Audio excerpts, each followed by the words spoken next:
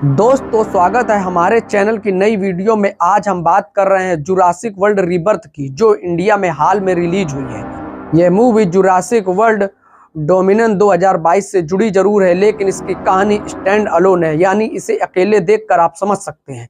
Action, thriller और नई कहानी के साथ ये फिल्म काफ़ी शानदार थिएटर में देखने लायक जरूर है। दोस्तों, अगर जुरासिक वर्ल्ड रीबर्थ थिएटर में आप नहीं देख पाए हैं तो बिल्कुल टेंशन मत लीजिए। इस वीडियो में हम आपको इसकी पूरी कहानी मज़ेदार तरीके से एक्सप्लेन करेंगे, तो वीडियो को एंड तक जरूर देखिएगा। अगर पसंद आए तो लाइक, कमेंट और चैनल को सब्सक्राइब करना मत भूलिएगा।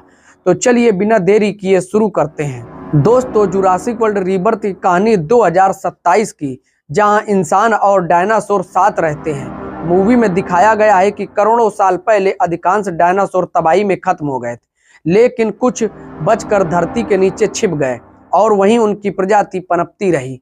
फिर 1995 में एक बड़ा ज्वालामुखी फटा, जिससे कहानी में नया मोड़ आया।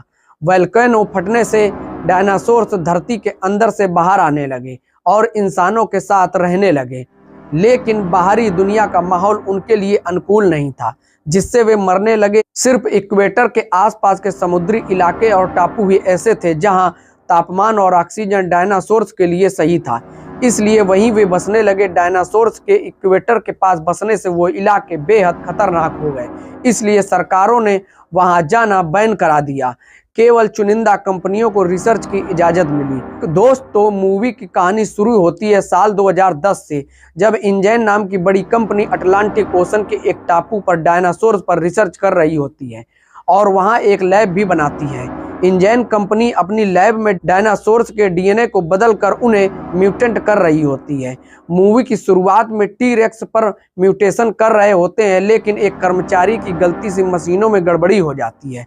इसी दौरान एक म्यूटेंट जाग जाता है और लैब में तबाही मचा देता है। म्यूटेंट टी-रेक्स लैब में तबाही मचाते हुए कई लोगों को मार देता है।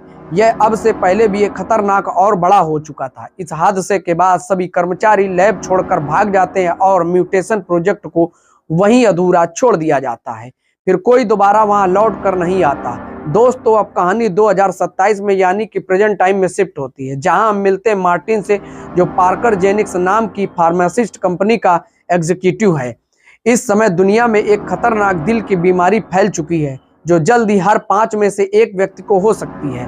पार्कर जेनिक्स कंपनी मानती है कि अगर वे इसका इलाज ढूंढ लेंगे तो न सिर्फ लोगों की जान बच सकेगी, बल्कि करोड़ों की कमाई भी कर पाएंगे। पार्कर जेनिक्स कंपनी को रिसर्च में पता चलता है कि डायनासोर उनके दिल की बीमारी की दवा बनाने में मदद कर सकते हैं, क्योंकि उनके दिल का आकार बड़ा होता है और उनकी मांसपेशियां भी बहुत मजबूत होती हैं। कंपनी मानती है कि डायनासोर का खून इस्तेमाल करके वे असरदार दवा बना सकते हैं, इसलिए वे मार्टिन को हायर करते हैं और उसे 3 तरह के डायनासोर्स, जमीन पर चलने वाले, पानी में रहने वाले और हवा में उड़ने वाले का खून लाने का मिशन सौंपते हैं। पार्कर जेनिक्स कंपनी डायनासोर्स का ब्लड लाने की जिम्मेदारी पूरी तरह मार्टिन को दे देती है। अकेले यह काम मुश्किल होने के कारण मार्टिन एक टीम बनाता है और सबसे पहले मिलता है जोरा से, जो एक एक्स स्पेशल फोर्स कमांडो है, और जोरा एक्सपर्ट है फाइटिंग वेपन्स और सर्वाइवल में। इसलिए मार्टिन उसे 10 मिलियन यानी कि करीब 8.5 करोड़ रुपए ऑफर करके मिशन में शामिल करता है।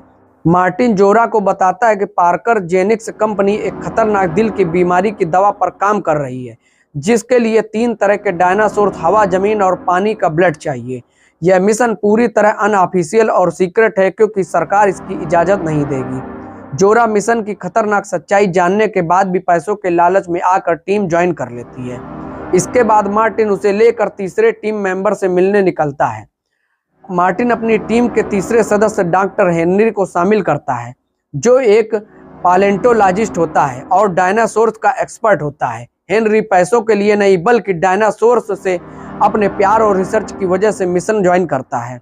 मार्टिन और हेनरी मिलकर तय करते हैं कि उन्हें 3 खास प्रजातियों का खून चाहिए: पानी वाला मोसासोरस, जमीन वाला टाइटोनोसोरस और हवा में चलने वाला क्वाइज़ल्कोअट्लस। अब मार्टिन को अपनी टीम के लिए और लोगों की जरूरत होती है, तो जोरा उसे अपने 2 पुराने स्पेशल फोर्सेस 200 डंकन और बॉबी से मिलवाती है। बॉबी हथियारों और लड़ाई में माहिर होता है, जबकि डंकन बोट को चलाने और नेविगेशन की ट्रेनिंग का माहिर होता है। अब टीम में मार्टिन, जोरा, डॉक्टर हेनरी, डंकन और बॉबी हो जाते हैं। अब दोस्तों मिशन शुरू करने पर डंकन अपनी बोट में 2 और लोग जोड़ता है, लेक क्लर्क जो बोट चलाता है और नीना जो एक मशीनरी है। जरूरत पड़ने पर वह लड़ाई में आगे मदद भी करती है।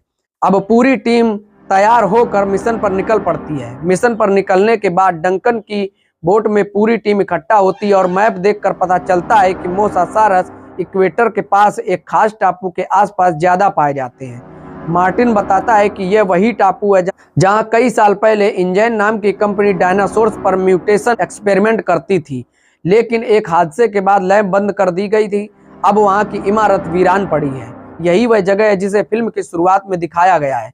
मार्टिन की टीम मिशन पर शांति से आगे बढ़ रही होती है, तभी सीन शिफ्ट होकर एक दूसरी छोटी बोट पर दिखाई देती है, जिसमें रबिन, उसकी बेटियां टेरेसा, इजाबेला और टेरेसा का बॉयफ्रेंड जेवियर होते हैं। ये चारों समुद्र में ट्रेवल कर रहे होते हैं जब अचानक कई मोसासारस उसकी बोट पर हमला कर देते हैं। बोट पलट जाती है, लेकिन सौभाग्य से वह सभी लोग बच जाते हैं। इसके बाद रबिन रेडियो से अपनी लोकेशन की जानकारी भेजने लगता है ताकि उन्हें कोई रेस्क्यू कर सके। रबिन की रेडियो फ्रिक्वेंसी डंकन की बोट पर सुनाई देती है, जिससे मार्टिन को पता चलता है कि रबिन उसकी लोकेशन से 28 मील दूर है। लेकिन क्योंकि उनकी बोट पहले से ही टारगेट आइसलैंड के पास होती है, मार्टिन पहले मिशन पूरा करने की बात करता है, मगर डंकन इंसानियत दिखाते हुए मार्टिन की बात नहीं मानता और रबिन की मदद के लिए आगे निकल पड़ता है। जल्द ही वे रबिन, उसकी बेटियां और जेवियर को बचा लेते हैं। रबिन जब पूरी बात बताता है तो टीम को साफ हो जाता है कि हमला करने वाले मोसासारस ही थे, वही समुद्री डायनासोर जिनकी उन्हें तलाश है। अब जब मोसासारस मार्टिन की बोट से टकराने लगते हैं तो टीम उत्साहित होकर बोट को उनके और करीब ले जाती है। डॉक्टर हेनरी की एक खास तरकीब के तहत वे खास गन और सुई जैसे कंटेनर्स का इस्तेमाल करके जो डायनासोर्स की बॉडी में घुसकर खून इकट्ठा करते हैं। खून भरते ही कंटेनर हवा में उड़कर पैराशूट से धीरे धीरे नीचे आने लगता है, जहां मार्टिन, जोरा और उनकी टीम उन्हें पकड़ लेती है।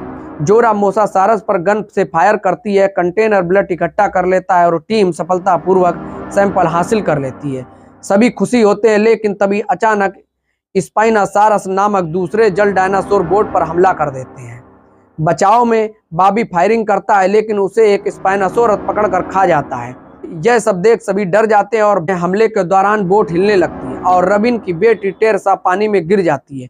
टेरेसा के पानी में गिरते ही उसका बॉयफ्रेंड जेवियर, पिता रबिन और बहन इजाबेला उसे बचाने के लिए समुद्र में कूद पड़ते हैं और सभी तैरते हुए एक पास के टापू तक पहुंच जाते हैं। डंकन भी बोट को स्पाइनासारस से बचाते हुए टापू की ओर ले जाता है, लेकिन बोट टापू से टकराकर बुरी तरह क्षतिग्रस्त हो जाती है। हालांकि सभी लोग सुरक्षित रहते हैं। दोस्तों अब जैसे ही टीम बोट से उतरती है, एक स्पाइनासारस हमला करता है और नीना को सबके सामने खा जाता है। बॉबी के बाद नीना की मौत से पूरी टीम सहम जाती है।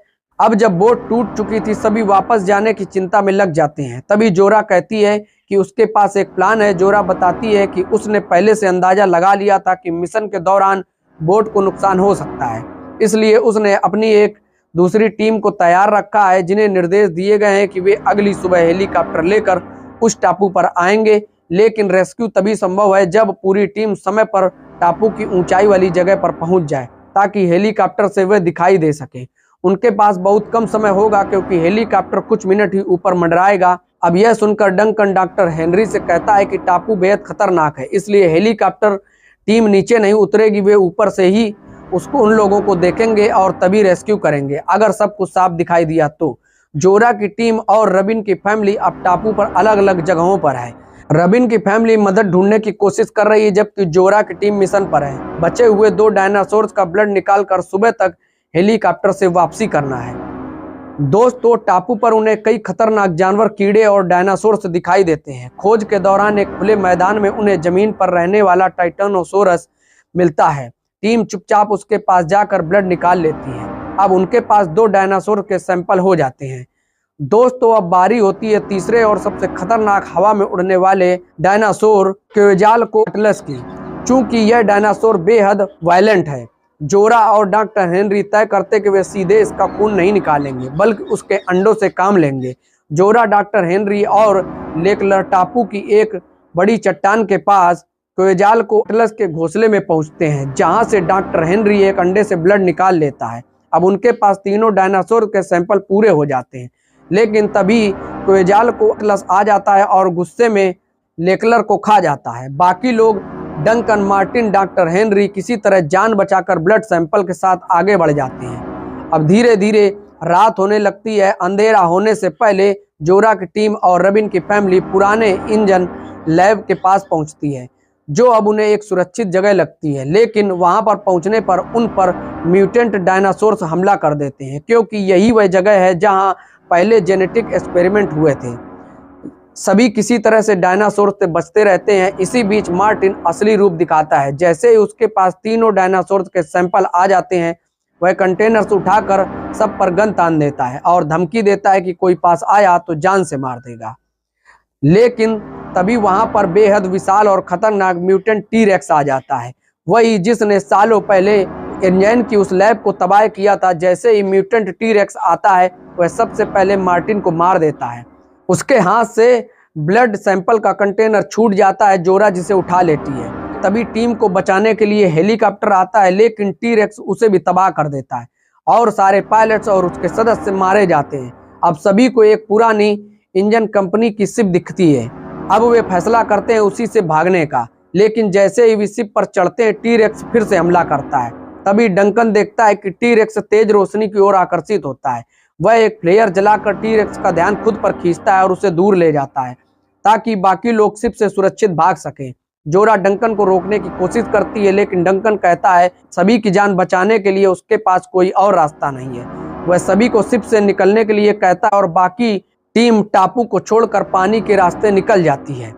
डंकन फ्लेयर जलाकर टी-रेक्स का ध्यान अपनी ओर खींचता है और तैरते हुए उसे दूर ले जाता है, लेकिन अचानक फ्लेयर की लाइट बुझ जाती है, जिससे जोरा को लगता है कि डंकन मारा जा चुका है। इसके बाद टी-रेक्स टापू की ओर लौट जाता है। टी-रेक्स के जाने के बाद कुछ देर बाद जब एक और फ्लेयर जलती है, जिसे देखकर जोरा समझ जाती है कि डंकन अभी भी जिंदा है। वह तुरंत लौटकर उसके पास पहुंचती है और देखती है कि डंकन सुरक्षित है। उसने टी-रेक्स को चकमा दिया था।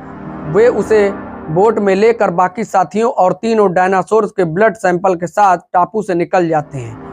रास्ते में डॉक्टर हेनरी जोरा से कहता है कि मार्टिन चाहता था कि ब्लड सैंपल सिर्फ एक ही कंपनी को दिया जाए, जिससे वे महंगी दवाइयां बनाकर मुनाफा कमाएं। लेकिन हेनरी और जोरा तय करते हैं कि वह ब्लड सैंपल कई कंपनियों में बांटेंगे, ताकि दवाइयां सस्ती बने और सभी लोगों तक पहुंच सकें। और दोस्तों, इसी के साथ खत्म होती है जुरासिक वर्ल्ड रीबर्थ की धमाकेदार यह कहानी। अगर आपको यह कहानी और वीडियो पसंद आई हो तो प्लीज़ वीडियो को लाइक जरूर कीजिए।